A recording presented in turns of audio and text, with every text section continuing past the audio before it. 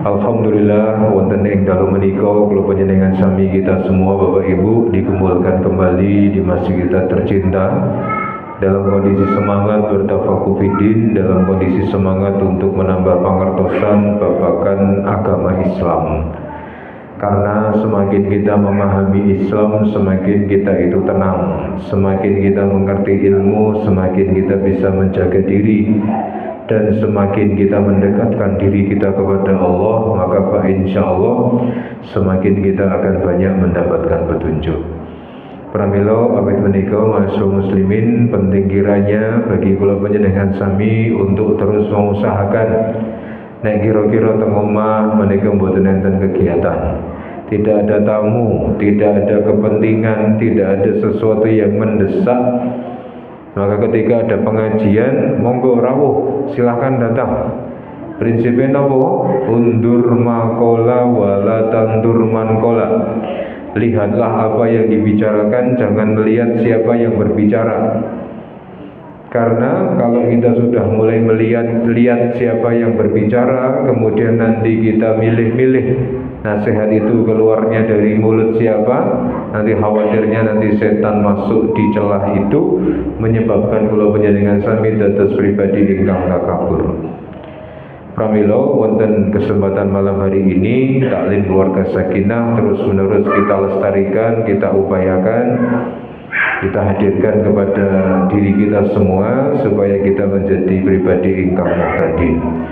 Salawat dan salam Bapak Ibu kita haturkan kepada Nabi kita Nabiullah Muhammad Sallallahu Alaihi Wasallam. Tidak ada keluarga seindah keluarganya Nabi. Tidak ada keluarga sebaik keluarganya Nabi. Pramila nek awake dhewe pengen keluargane nggih kados Nabi, ya kita pelan-pelan Bapak Ibu. Pelan-pelan Pak Supir ngoten nggih.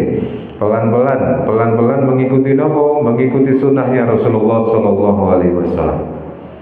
Misalnya kita cuplikkan salah satu kehidupan Nabi bersama istri beliau yang bernama Ummu Salamah. Ummu Salamah menika ibu-ibu salah satu istri Rasulullah yang sudah mendapatkan 2 pahala hijrah. Dados Ummu Salamah menika sudah pernah hijrah 2 kali. Hijrah yang pertama bersama dengan suami pertamanya, yaitu Abu Salamah, hijrah ke Habasyah, Afrika, Ethiopia. Nah, kula panjenengan sami mungkin nggih kok ngopo kok dadak hijrah bareng. Karena ternyata pengikut-pengikut Nabi Sallallahu Alaihi Wasallam mendapatkan perlakuan yang tidak mengenakan. Orang terima tidak mengenakan, mendapat perlakuan yang mengancam nyawanya, tidak bebas, tidak merdeka. Alhamdulillah nih, awake dhewe teng mriki Bapak Ibu nggih di bulan Agustus ya merdeka tenan. Merdeka dalam hal apa? Merdeka dalam menjalankan keyakinan kita. Arep ning masjid 5 kali sehari mboten enten masalah. Ora nek sing nyekat, ora nek sing meden-medeni, awas sing ngene ning masjid, ya tak cegat ning dalan. Ya. Tidak ada yang menakut-nakuti kita. Pengajian nggih jenengan arep pengajian rutin setiap Ahad malam, Ahad pertama, kedua, ketiga, keempat, mboten enten masalah. Enggak ada yang menyoal.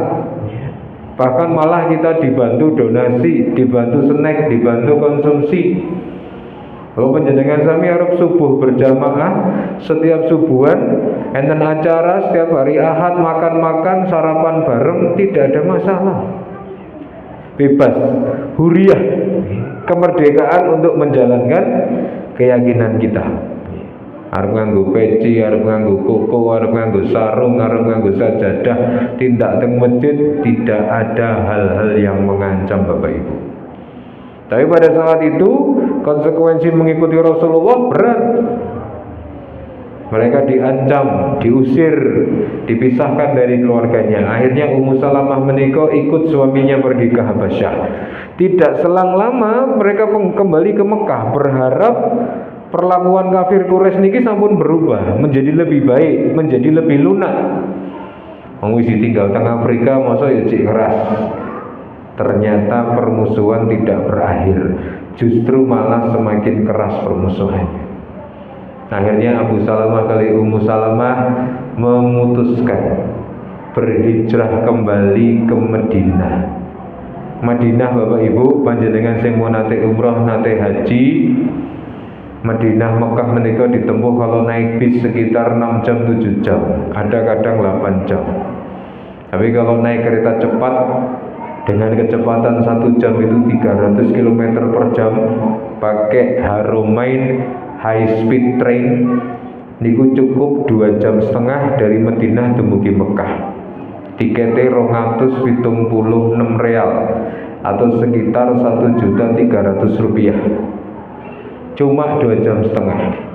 Lah niki ditempuh pakai onta. Suami istri mau berangkat ke Madinah atas nama mengikuti keinginan bersama Nabi. Tapi ternyata dicegat Bapak Ibu kali salah satu kali suku, di mana mereka mengatakan, wahai Abu Salamah, nek sing hijrah kowe tok silahkan berangkat, tapi jangan bawa istrimu, jangan bawa anakmu. Istrimu sudah bukan lagi menjadi hakmu, silahkan kamu pergi ke Madinah, istrimu ditinggal di sini. Kejadian Bapak Ibu, Abu Salamah pergi sendirian ke Madinah, istrinya di Mekah, dipisahkan sama anaknya. Istrinya dikurung di satu tempat tertentu, anaknya dikurung di suku tertentu. Akhirnya setiap sore Ummu Salamah itu ngrantes, rindu kepada suaminya yang dipisahkan oleh dia. Sampai berapa tahun Bapak Ibu? Kurang lebih sekitar 2 tahun beliau pisah dari suaminya. Kayak rasanya piye nggih? Bebojoan dipisah, sijine hijrah, sijine ning omah. Akhirnya ada seorang kafir mengatakan kepada kaumnya, hei kaumku, apakah kamu enggak iba? Kok kowe ya tega temen karo wong wedok iki? Kamu pisahkan dia dengan suaminya, kamu pisahkan dia dengan anaknya. Kenapa tidak kamu biarkan saja dia menyusul suaminya? Akhirnya orang-orang yang menahannya memberi kesempatan. Ummu Salamah dikasih onta, dipertemukan sama anaknya, terus diminta untuk nyusul suaminya di Madinah. Dewean lho Bapak Ibu, numpak onta kali anak sing cilik nyusul bojone teng Madinah.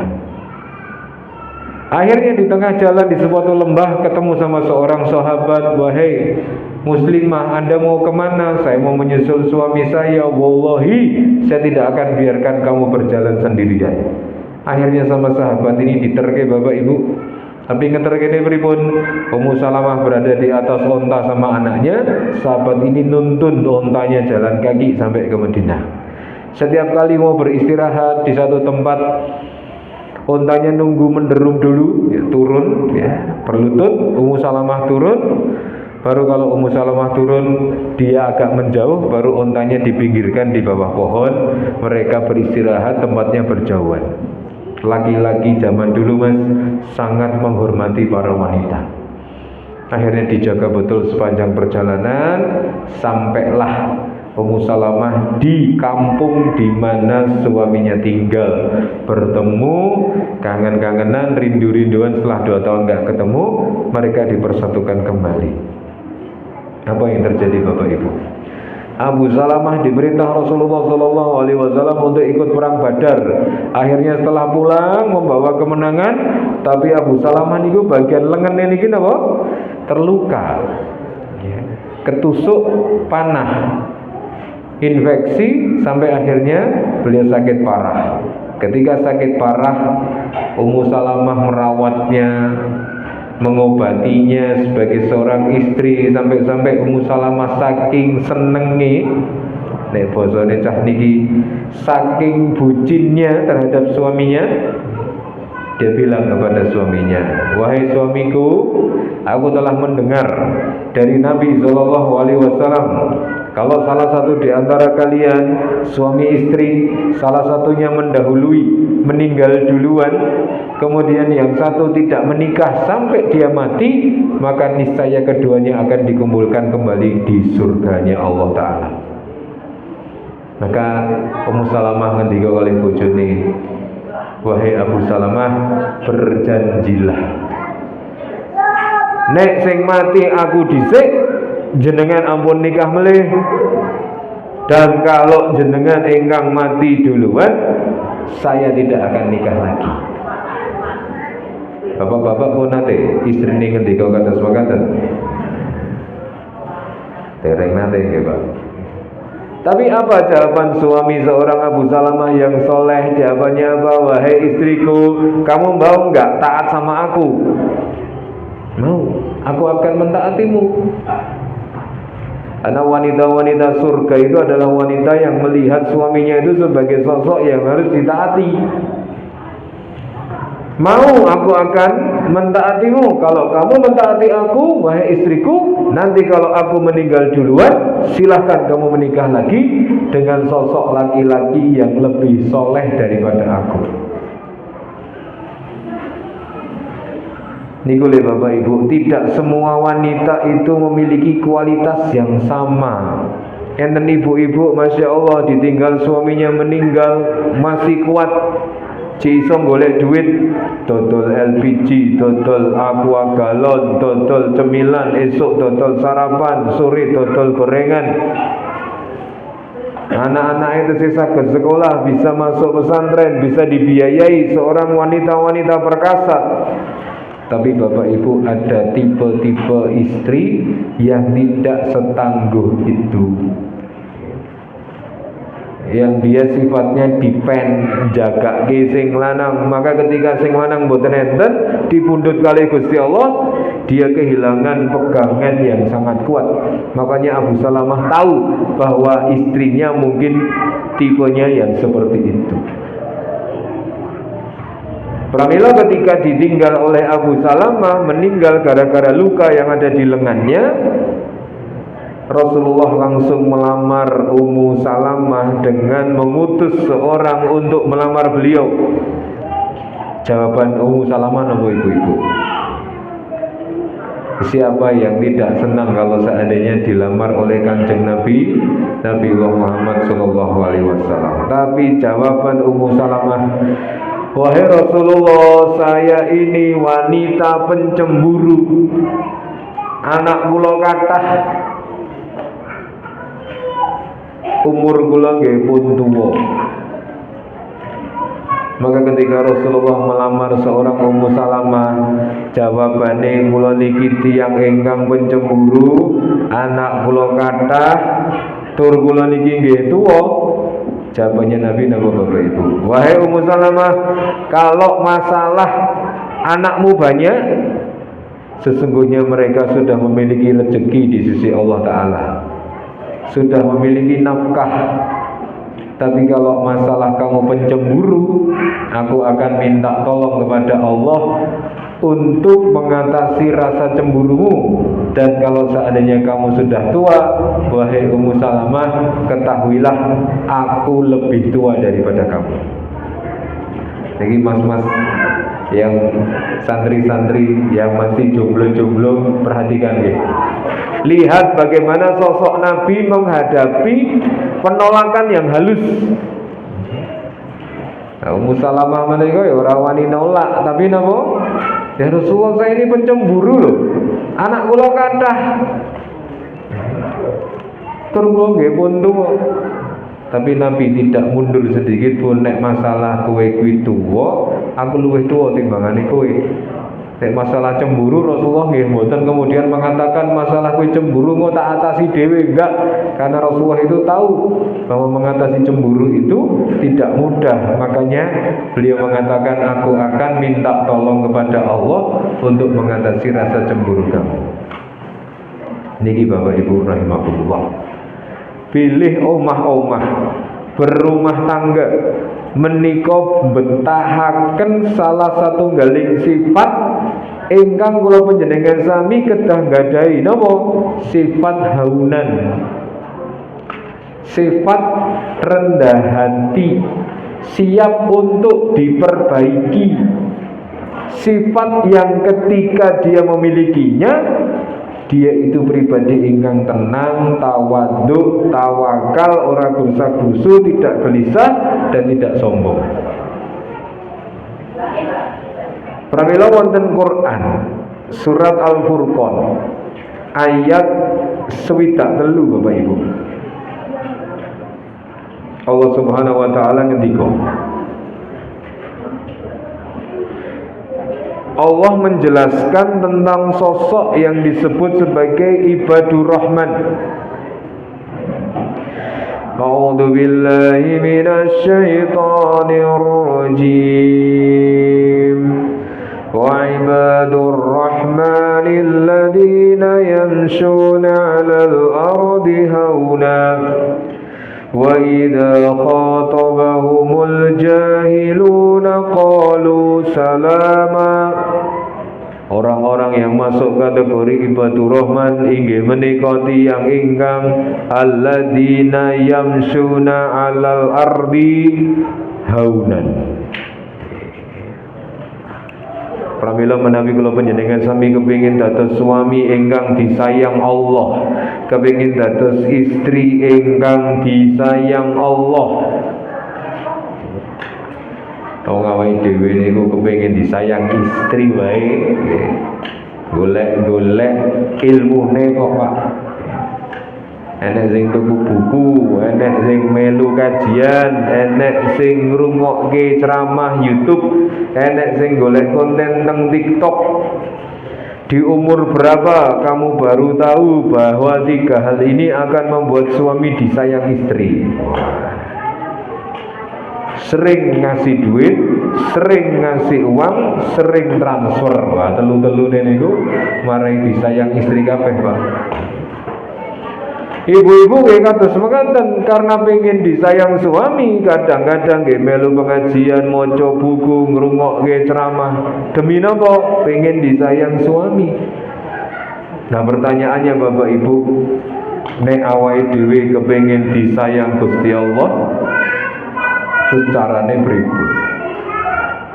Pertama, dados tiyang ingkang haunan, rendah hati.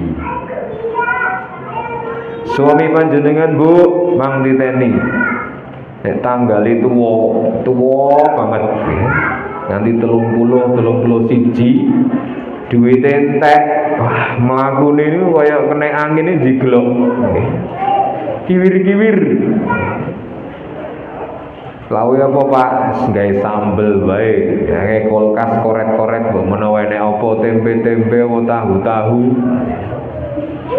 Apa daging kurban zaman biyen. Tapi bareng tanggal 6 Bapak Ibu, nggih, dompete kandel. Wah, kemakine ra karu-karuan. Ayo mah kowe njaluk mangan apa dudingen tak terke engko sing bayar kowe. Lho piye?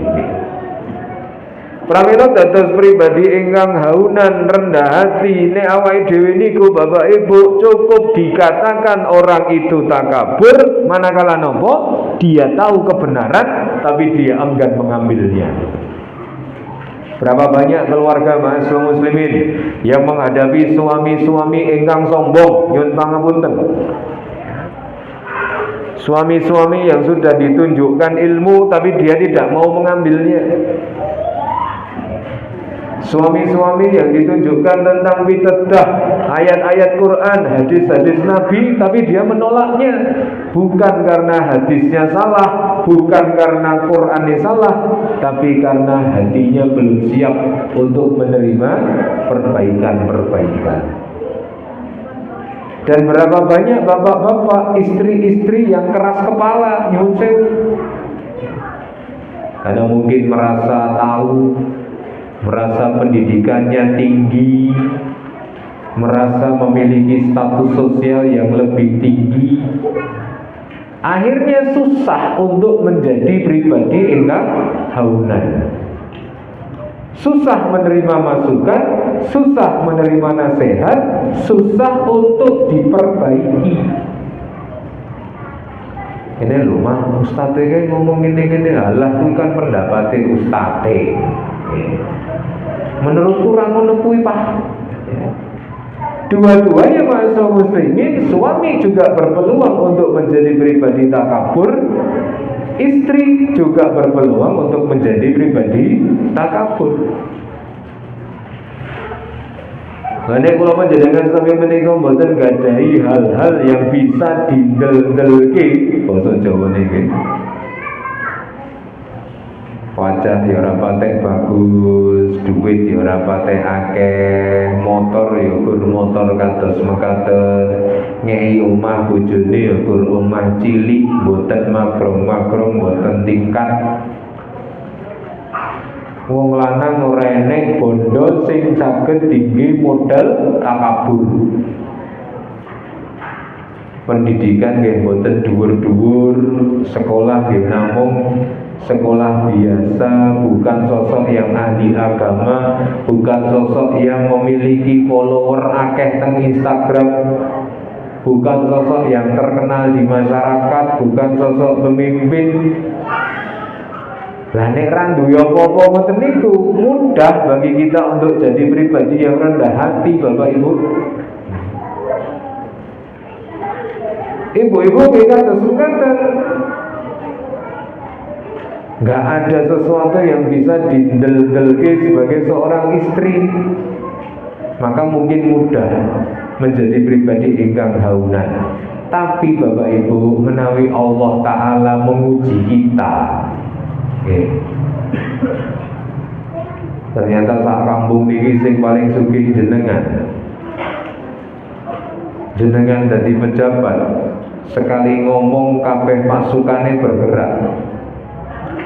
Jenengan ganteng, jenengan sugih, jenengan pinter, titele akeh, sinaune pendidikane sampai tinggi, maka mungkin itu bisa menjadi penghalang kita menjadi seorang suami yang rendah hati. Pramila ma'asyiral muslimin, para ulama menyebutkan haunan niku napa to?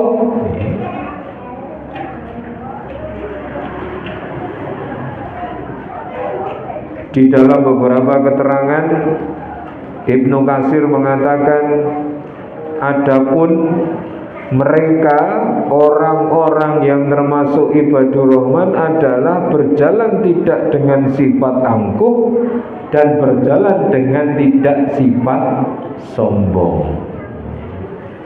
Niki sing lagi rame Pak teng Solo, Pandowo waterboom teng Solo baru disita kejaksaan.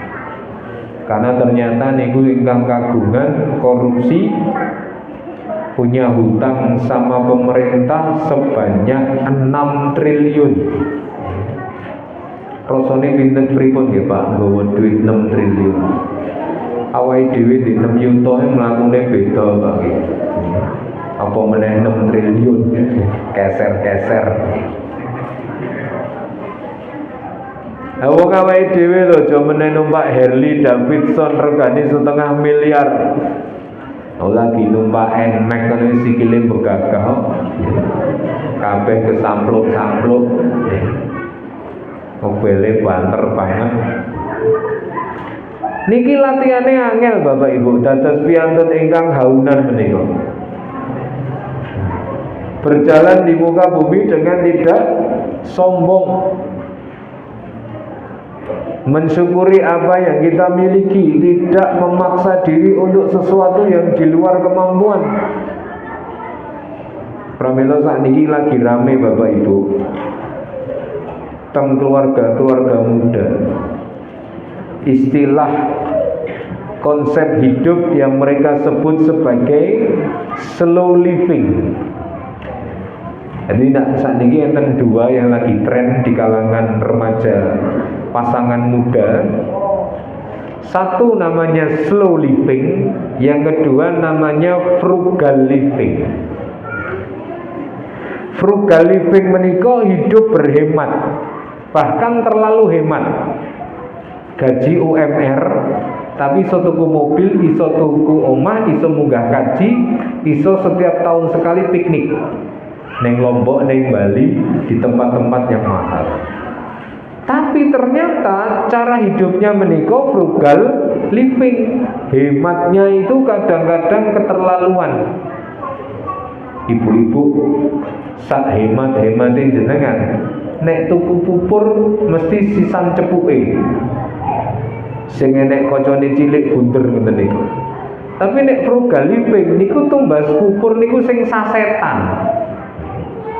Sing diplenet lagi metu kupure. Sarapan awake dhewe sak hemat-hemate kangge sekul nggih, Pak. Nek frugal living sarapane energen. Mungkin enten kondangan, enten mantenan ya awake dhewe sak pira-pirane nyumbang lah raketan 50.000. Nyumbang 50.000, nggawa bojo, nggawa anak 3 prasmanan. Wah, luar biasa nggih. Piringe kebak niku mungkin. Tapi kalau frugal living, setiap ada kondangan sing lain nyumbang duit, mereka cuma bisa nyumbang doa. Nanti ya duitnya ramatu tenang.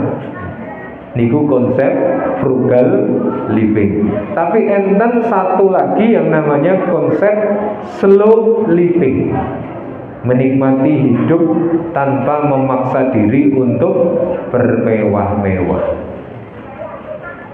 Misalnya orang-orang yang masuk kategori slow living, umur 40 sampun bebas finansial, umur 20 nyambut gawe tenanan, umur 30 semakin serius nyambut damel menciptakan sistem.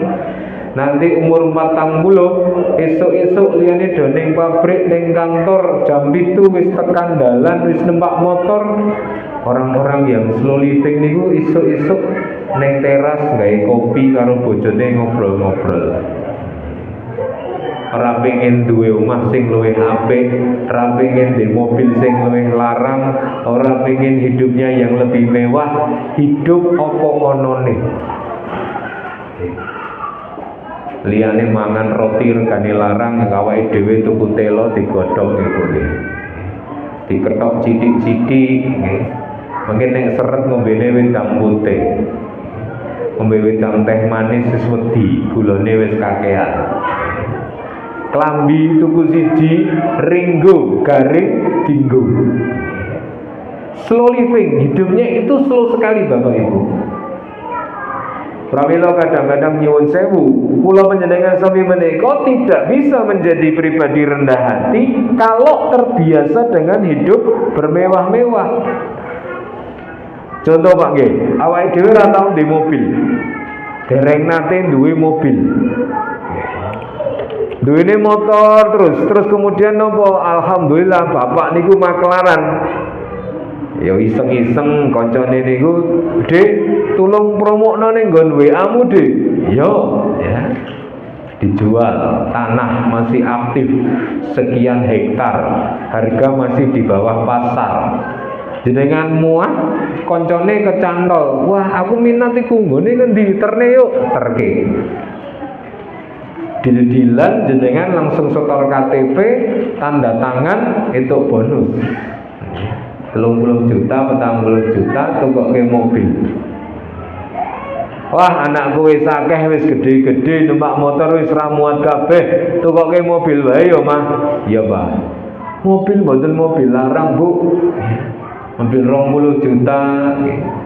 Suzuki Carry Station niku AC-ne seramuruk, jerone kayak iki pas angin, buanter malah masuk angin kabeh. Suarane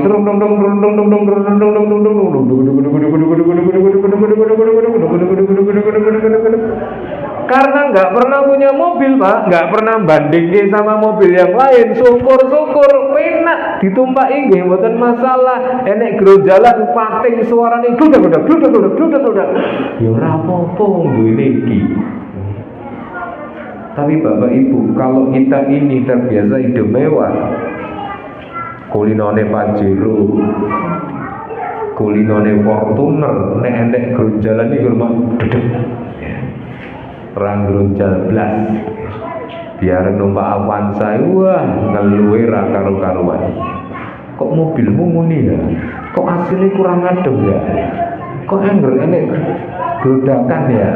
Padahal Avanza pun saya Pak. Tapi karena kita sudah terbiasa hidupnya penuh dengan gengsi, turun gengsi sedikit, rasane niku pun syukuri ilang. Awake dhewe Pak nggih, dahar senek-senek kados mekaten. Pengawasan nggak ada masalah. Tapi kalau kita ini makan harus di restoran sing mahal-mahal. Makan ayam niku nek ora daginge sing apik ra gelem. Keindas pitik, wah aku pangananku ra ngono ku yo, Bro. Pitik sing tak pangan daginge tok, kulite tak guak, rempelo tak guak, ceker tak guak, ndas pitik tak guak, brutu tak guak. Awake dhewe ning hikmah sing digoleki di brutu, Mas. Awake sing digoleki brutune. Makan sederhana dengan syukur luar biasa membuat kita niku rendah hati, gampang dikandani, uripe tidak penuh dengan drama, ora kakean gengsi. Makanya seneng nggih Mas-mas jeng ben jenengan nikah kali mbak-mbak sing nuntute ora dhuwur-dhuwur, digoncengke numpak pit motor entek-entek keliling-keliling Solo, mampir tuku cilok, tuku ronde bengi-bengi karo nonton langit yang penuh dengan bintang.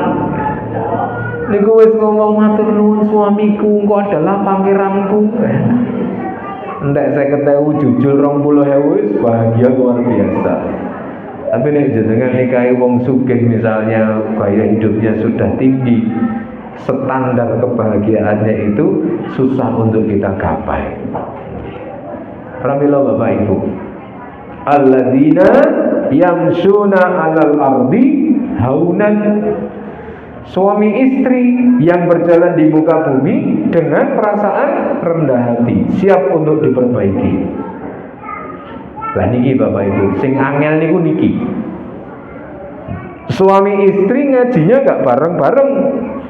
Istri mempengaji, pengajian rono parani, pengajian kono diparani, ustad niki diikuti, ustad niko diikuti. Semangat hijrahnya luar biasa. Dulu nggak pakai kerudung, neng dindi dasteran, sekarang berukut kerudungnya panjang-panjang. Anaknya disekolahkan di tempat-tempat Islam, disuruh menghafal Al-Quran. Makanannya dijaga, jangan sampai makan yang haram-haram. Nggak mau harta riba. Ternyata nopo Bapak Ibu, sing lanang ra gelem ngaji. Sing lanang anggar ngejak makan, mampir di tempat makan tanpa melihat label halal, tanpa apa, istrinya sudah mulai risih. Mah Pak, mbok nek maami cari yang halal-halal to Pak. Jadi aku nek maamiku nyaman, tenang. Sing penting bismillah mah, dadak ngono barange ngopo. Pokok anggar sing dodol kerudungan berarti halal. Sing lanang sembrono, sing wedok terlalu ketat dalam beragama, itu juga bisa memunculkan konflik Bapak Ibu di rumah tangga kita. Pramila monggo, bisa nggak kalau panjenengan sami berdua menikah sebagai suami istri menjadi dua-duanya menikah haunan, siap untuk diperbaiki dalam kondisi apapun. Maka pentingnya menikah menjadi pribadi yang siap dinasehati.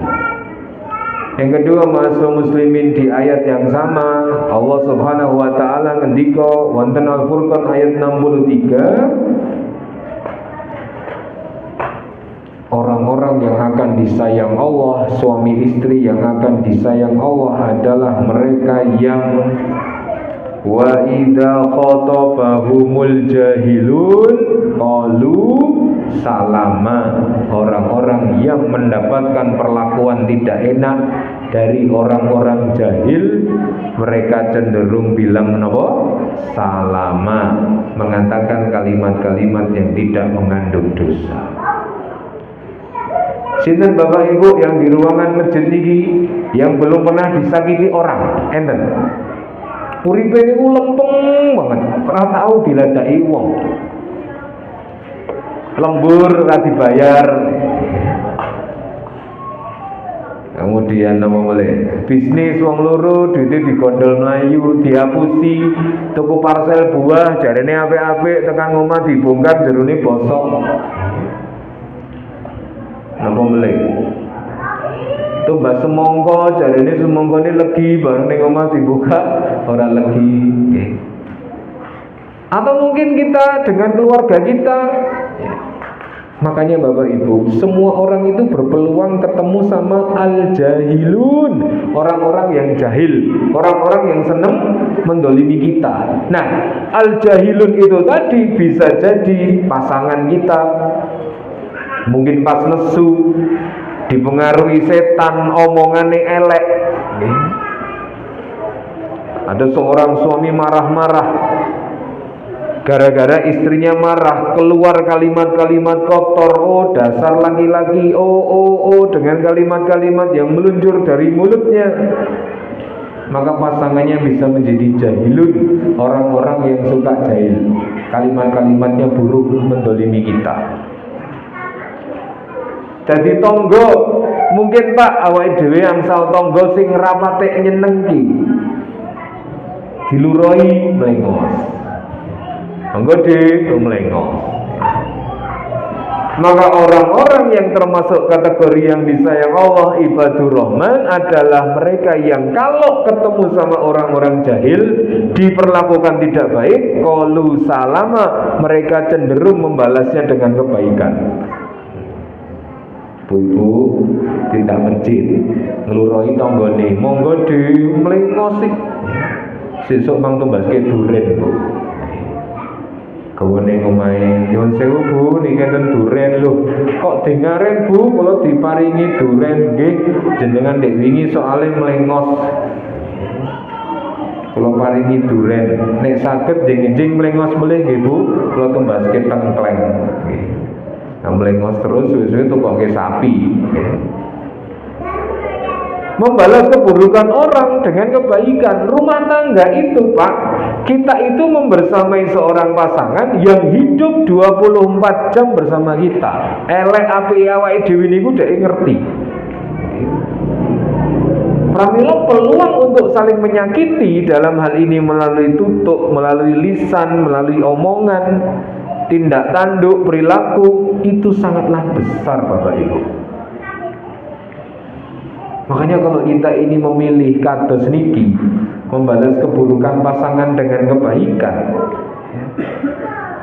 istri marah-marah malah dijajake, suami marah-marah malah dipijeti. Konsepnya pripun niki? Orang biasanya kalau pasangan marah, awake dhewe melu marah. Apa kok kowe nesu? Lah kowe nesu, aku ya nesu no. Apa kok kowe bengok-bengok? Lah kowe bengok-bengok, mulane aku melu bengok-bengok. Tapi kalau dalam konsep ayat ini Bapak Ibu, membalas keburukan dengan kebaikan.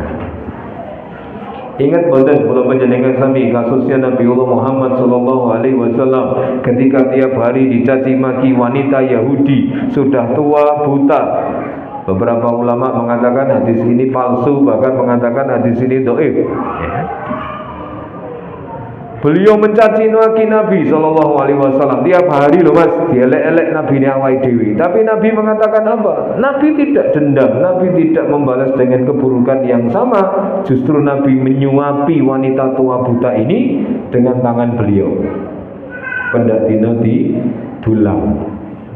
Sampai-sampai ketika Nabi wafat, perilaku baik ini dilanjutkan oleh sahabat Abu Bakar As-Siddiq. Dan ibu ini baru kerasa, siapa kamu kok yang nyuapin aku tidak seperti biasanya? Aku adalah Abu Bakar As-Siddiq, sahabat dari orang yang biasa nyuapi kamu. Memang siapa yang biasa nyuapi aku? Yang biasa menyuapi kamu adalah orang yang setiap hari kamu caci maki, yakni Muhammad sallallahu alaihi wasallam. Pramila monggo Bapak Ibu. Ketika kita mendapati orang lain menganiaya kita, mendolimi kita, memang boleh kita itu membalas dengan balasan yang sama. Tapi alangkah lebih indah kalau seandainya kita membalas dengan kebaikan, tidak dengan keburukan yang sama. Yang kedua, ma'asyiral muslimin, menawi panjenengan nggih teng griya suami istri pernah terluka oleh kalimat pasangan, tidak usah disimpan dalam hati Bapak Ibu. Mboten sah digawe dendam, dimaafkan saja. kesalahan pasangan kita. Mereka yang bisa memaafkan akan dimaafkan, mereka yang bisa mengampuni akan diampuni. Karena kita butuh ampunan Allah, maka marilah kita mengampuni pasangan-pasangan kita. Nah, dia dosanya akeh loh, dia itu salahnya banyak sama saya. Semakin banyak kesalahan yang kita maafkan, semakin banyak pahala kita di sisi Allah. Karena menyimpan dendam niku mboten enten manfaate. Ya. Maka maafkanlah orang yang pernah salah. Insya Allah, kata para ulama, barang siapa yang mampu melakukan itu, maka dia telah merubah orang-orang yang awalnya menjadi musuh, berubah menjadi orang yang akan berteman akrab dengan kita. Pramila ma'asyiral muslimin, Al-Furqan ayat 63 menjadi pegangan kula panjenengan sami untuk menjadi suami istri ingkang ibadur rahman. Tasih panjang penjelasannya, ada sekitar 11 atau 12 ciri suami istri yang masuk kategori ibadur rahman. Insya Allah nantilah kita lanjutkan di pertemuan berikutnya, dari mulai Al-Furqan ayat 63 dumugi Al-Furqan ayat 77. Nanti kalau Bapak Ibu berminat silahkan dibuka di rumah, dipelajari dulu supados kula panjenengan sami dados pasangan ingkang ibadur rahman. Demikian kajian malam hari ini, semoga bermanfaat buat kita semua. Semakin semangat dalam nguri-nguri kebaikan di rumah tangga kita, karena pernikahan adalah ibadah yang paling lama. Butuh sabar, butuh tekun, butuh tawakal, butuh tawadu. Alhamdulillahirabbil alamin. Wassalamualaikum warahmatullahi wabarakatuh.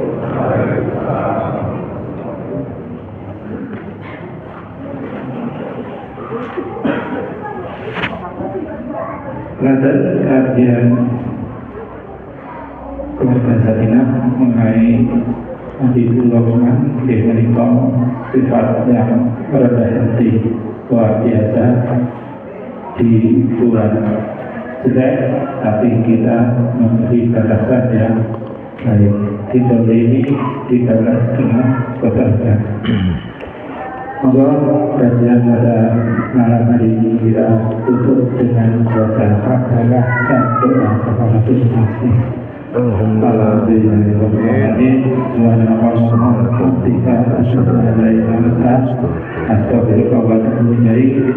Tuhan Ustaz Ihsan Siddiq juga aturaken jazakallahu khair, dan untuk jemaah semuanya jazakumullah khair. Mudah-mudahan untuk yang akan datang selalu kita istiqomah untuk mengikuti kajian di Masjid Taqwa. Assalamualaikum warahmatullahi wabarakatuh.